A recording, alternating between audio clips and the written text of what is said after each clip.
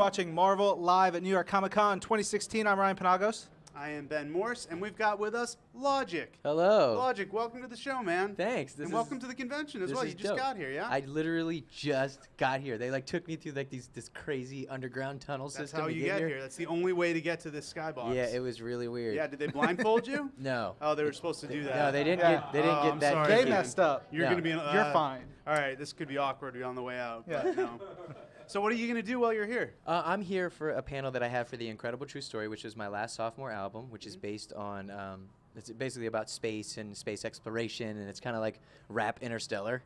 Cool. And on it is doing voice acting is my buddy Steve Bloom and another good friend of mine named Kevin Randolph. And so we're here for that and kind of like the success, because a lot of people thought a rap album about space wouldn't work, and it actually did, and I'm so happy that it did, because now it's like I'm hanging out with Marvel, so something's working, you know what I'm saying, baby? But yeah, so that's what I'm here for. That's amazing. We actually, literally, the guest right before you was Jim Starlin, Nice. who wrote and created pretty much the entire Marvel cosmic space universe. Which is crazy. Yeah, well, there's a big inspiration there. You know, it's really crazy, because with me, I don't know why I always wanted to. Honestly, I'm gonna be honest.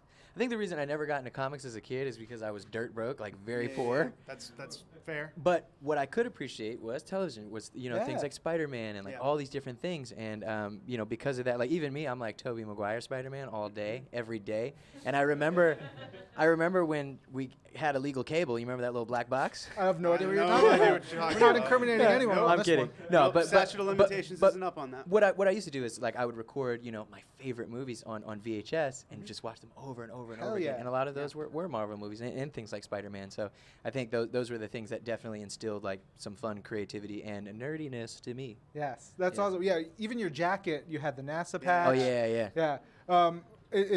Is that just because you just dig space, or have you done anything? Have you like talked to the folks at NASA? Because they're actually amazing with social media and with Yeah, they're outreach and really stuff amazing. Like that. Somebody told me I'm supposed to do something, right? I'm supposed to go somewhere. He's I don't looking know. at his people and people I are know. Yeah, no. I'm supposed to do Show something me where I in. like go see something crazy. What is it? SpaceX? Yeah, SpaceX is gonna let me like come like That's like see cool. stuff, So which is really cool. awesome. Yeah, I've always loved space, and to be honest, like I don't know what it is. It's just I just love the idea of just that kind of just this never-ending universe as far as we know, and all these just amazing things that are our imagination and because that's how I feel like science and just that is just all about imagination. It's all about like just wanting to know and finding things. And for me, that I've always been so excited with the idea of space and the unknown.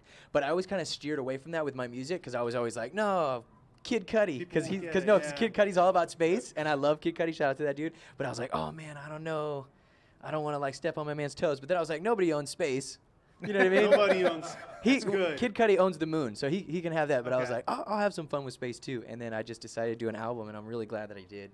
Yeah. Tell Space us- and science, are these things that go all the way back to when you were a kid, or are these things that you Yeah. picked up as you were growing Honestly, up? as I got older, because like for me, I don't know, it's just as I got older, I became more interested, because like my school system, and I was even homeschooled for a while, and there was just a whole big long story about that. But for me, I always thought that when it came to education, and sometimes it was just made a little boring in class. And as I did get older and as I grew and mature, I realized just how awesome and how amazing like learning really is. Like I Hell mean, just yeah. so many different theories and quantum physics and black holes, and that's why I love Interstellar. And my wife, she's just like super just fun Disney, like happy-go-lucky. And then so like when we watch Interstellar, she's like, Hannah Montana, please. Yeah, so I don't know, I've just always been attracted to it. No, that's awesome. So tell us a little bit more about the record, because you said Steve Bloom and Yes, and my buddy Kevin Randolph, Yeah, and this Kevin was Randolph. like his first VO that he had ever done. And Steve Bloom, I mean, he has played Spike in Cowboy Bebop. Yeah, he's on he's Star done a Wars million Rebels. things. Yeah, he's done so Yeah. many I feel incredible like things. he's here. He is here for Okay, the I panel that definitely- we're about to do But I after think this. he has a booth too. Oh and yeah, I no, walked he's like past, and I was yeah, he is dude's awesome. the man, and I love Steve Bloom, and it's just he's somebody that I always wanted to work with, or I always just loved and thought he was amazing. Sure. And I watched this this documentary called I Know That Voice. I don't know if you've Yep. seen it, Mhm. Heard of and it, Steve Bloom is in it, and he was like, "It's just a job. Anybody can hire you." And I was like, "What?" So I like hit my manager, and they hit his agency, and it was this whole thing. And before I knew it, we were emailing, then we were texting, then we sat down. And sat down for a conversation, and then we shook hands, and he said that he would be a part of my album, and I just couldn't believe it. It's amazing. That's great. So how does how do these voice actors play a part in the record? What is the story that you can tell us? What I can say is that it's essentially about mankind leaving Earth in 2065 to a space station called Babel, where there's only 5 million human beings left, and for the last 50 years from 2065, they've been looking for a habitable planet, and they believe they finally found one called Paradise, and it's about these two guys, Thomas and Kai, on their way to this planet Paradise to see if it is in fact habitable, and while they're there, they just so happen to be playing an album or an oldies record from 100 years ago that is my album. So it kind of goes together. That's brilliant. Yeah. Super fun. That's really cool. Thanks. How long does something like that take you to put together?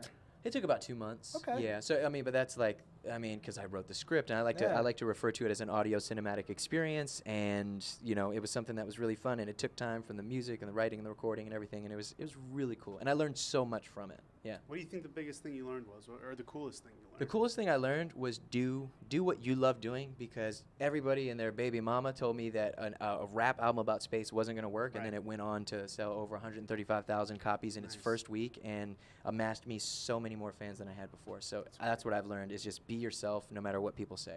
That's great. Guys, coming up soon, we're going to have Good Night Comic-Con where we wrap up Things day get 2. Crazy. Halfway done with Comic-Con. It's crazy. Wow. But when's the panel? The panel's in like 15 minutes. I don't know. All right. Great. Fine. We're going to get you down the secret route to get to your panel on time. Swag. Send you back the right way. Yep. Nice. And where are No fans going to worries find you about on it. social media? Marvel fans who want to check this Everywhere, just Google Logic Flex. It's that All simple. right. Google Logic and you'll get everything. If it's All that right. easy, I'm going to Google Logic tonight. Nice. See what happens. out. Do Wicked. it, man. All right. I'm Yeah. very interested. I'm gonna Awesome. put you- Thank you guys. This Thank has you been for amazing. coming I on. It's appreciate really it. cool. Thank It you. was fun. I'm very excited. Lot of Nice. fun. Turn Thank up. you. Swag. Guys, Flex. Marvel Live Yeah. continuing here at New York Comic Con 2016.